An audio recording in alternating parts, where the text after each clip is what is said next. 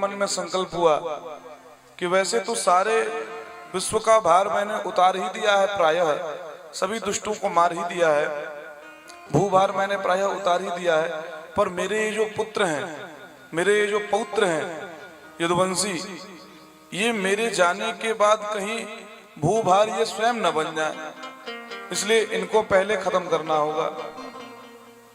भगवान ने संकल्प किया कि चातुर्य मास के लिए भगवान के यहाँ ऋषि मुनि आए। भगवान ने सबके रहने की खूब उत्तम व्यवस्था की, उत्तम व्यवस्था की। फिर क्या हुआ कि एक दिन सांब, जो जाम्बवती का पुत्र था सांब, बड़ा सुंदर था, उसको यदुवंशियों ने सजाया और ऐसा सजाया कि बिल्कुल पुल्लिंग से स्त्रीलिंग में परिणत कर दिया, औरत बना दिए बिल्कुल, और ले जा करके बढ़िया साड़ी पहना करके और पेट में कपड़ा बांध करके और ऋषि मुनियों के पास पहुंच गए।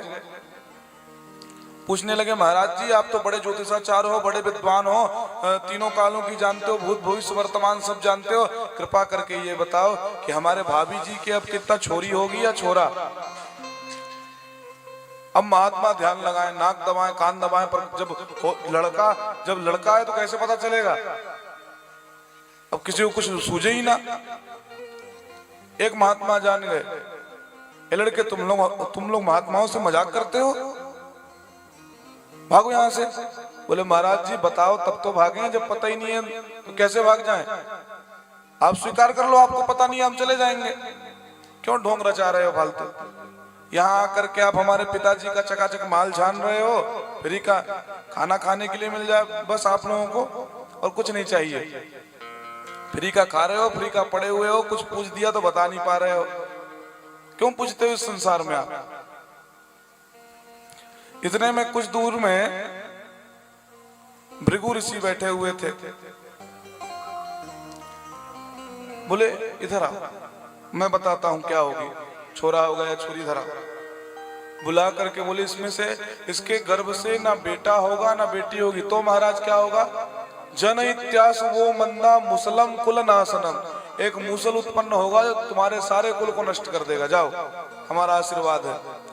जैसे ही श्राप लगा सोई चरणों में गिर गया, महाराज जी गलती है गई, क्षमा कर दो। बोले गलती है गई तो पहले पता चल जानी चाहिए थी गलती होए वारी है, अब गलती होने के बाद इसका कोई पश्चाताप नहीं है, जाओ। अब भागते हुए महाराज उग्रसेन के पास में गए, महाराज जी ऐसी ऐसी बात हो गई, कृपा करो। बोले भैया तुम लोगों को द्वारिकाधीश श्री कृष्ण समझाते रहते थे, नृग को देखे थे, नृग उपाख्यान के माध्यम से कितना सुंदर तुम लोगों को उपदेश दिया था भगवान ने कि ब्राह्मणों का, संतों का जानबूझ करके तो क्या अनजाने में भी अपराध मत करना, और तुमने जानबूझ करके उनका अपमान किया है।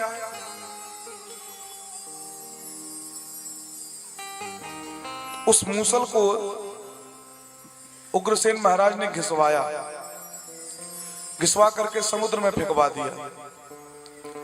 अब देखिए भगवान को, यदुवंशियों ने भगवान को इस जानकारी को नहीं दिया, भगवान को पता सब है, पर भगवान से बताया नहीं, छिपा करके रखा।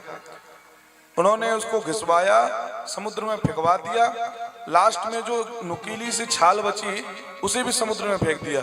उस छाल को एक मछली ने निगल लिया और जो उसका पाउडर था वो लहरों के माध्यम से किनारे पर लग गया और एरका नाम की दिव्य पैनी घास बन गई। और वो जो छाल था जिसे मछली ने खाया था, उस मछली को एक मल्लाह ने पकड़ा और उसको, इसके पेट को फाड़ा तो वो निकला वो छाल, और उससे दिव्य एक पैना बाण बनाया उस बहेलिये ने। अब एक दिन भगवान ने कहा कि देखो भाई, हमने निर्णय लिया है कि हम प्रभासक क्षेत्र में जाकर के भजन साधन करेंगे, पर उद्धव जी उनके जाने के, उद्धव जी समझ गए कि प्रभु अपने स्वधाम को जाने वाले हैं, अब समय हो चुका है। तो प्रभु जाकर के कहने लगे, हे प्रभु मुझे पता है कि आप स्वधाम जाने की धारणा बना रहे हो, और आप स्वधाम जाने की धारणा बना रहे हो तो मुझे भी अपने संग में ले चलना, मैं आपके बिना एक पल भी नहीं रह सकता हूं, यदि आपको जाना है तो मुझे भी ले जाना। बोले उद्धव तुम मेरे साथ नहीं चल सकते हो, पर मेरे जाने के बाद पाप में प्रवृत्त रहने वाले प्राणियों की संख्या, पापाचार करने वाले प्राणियों की संख्या बढ़ जाएगी। और ऐसे प्राणियों की संख्या जब बढ़ेगी तो ये धरती तुम्हारे रहने योग्य नहीं होगी। तो क्या करूं महाराज मैं? बोले जाकर के सन्यास धर्म का निरूपण करो और सन्यास धर्म को अपने जीवन से उतारो। बोले महाराज ये क्या होता है? तब उसके बारे में दत्तात्रेय के माध्यम से, दत्तात्रेय के जो 24 गुरु है ना, उसके माध्यम से इनको उपदेश दिया। कौन कौन से 24 गुरु हैं? पृथ्वी वायुराकाश मापोग्नि चंद्रमारवि कपोतो जगरः सिंधु पतंगो मधुकृत गजः मधुहा हरिणो मीनः पिंगला कुरुरोर्भका कुमारी सरकृत सर्प उष्णनाभि सपेशकृत। ऐसे 24 गुरुओं के माध्यम से उद्धव जी को दिव्य ज्ञान दिया। और इसके बाद आता है द्वादश स्कंद। भगवान कहते हैं, इधर यदुवंशी प्रभासक क्षेत्र में पहुंचे, मदिरा के मद में मदान्ध होकर के आपस में ग्रह युद्ध करने लगे, एक दूसरे से लड़ने लगे।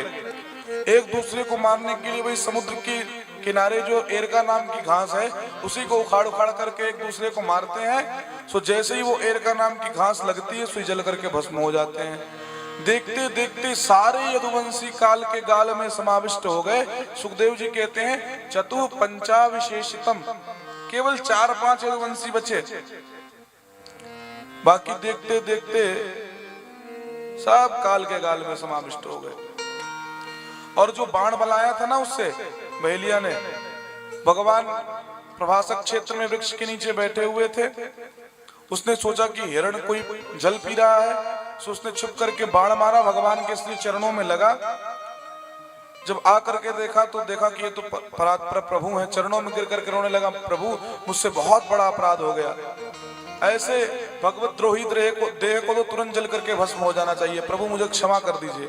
भगवान ने कहा तुम्हारी कोई गलती नहीं, तुम्हारा कोई अपराध नहीं इसमें। बोले क्यों? क्योंकि तुम पूर्व जन्म के बाली थे, मैंने भी तुम्हें छुप करके बाण मारा था, इसलिए मैं अपने कर्मों को ही भोग रहा हूं। पूर्व जन्म में मैंने तुम्हें छुप करके बाण मारा था, इस जन्म में तुमने मुझे छुप करके बाण मारा था, हिसाब बराबर हो गया। अब सोचिए, अपने कर्म से जब भगवान यहाँ अवतार लेते हैं, अपने कर्म से भगवान तक नहीं बच पाते हैं, भगवान को भी अपने कर्मों को भोगना पड़ता है। हम आप तो मनुष्य हैं, हम आप कैसे बच सकते हैं उन कर्मों से? और हम अच्छे काम करते हैं तो कोई नहीं देख रहा है, बुरे काम जब करते हैं तो कोई नहीं देख रहा है, और जब अच्छे काम करते हैं तो सब भगवान देख रहा है। ऐसा नहीं।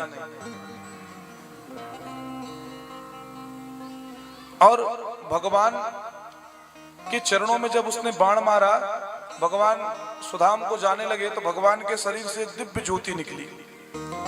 और वो ज्योति कहाँ गई?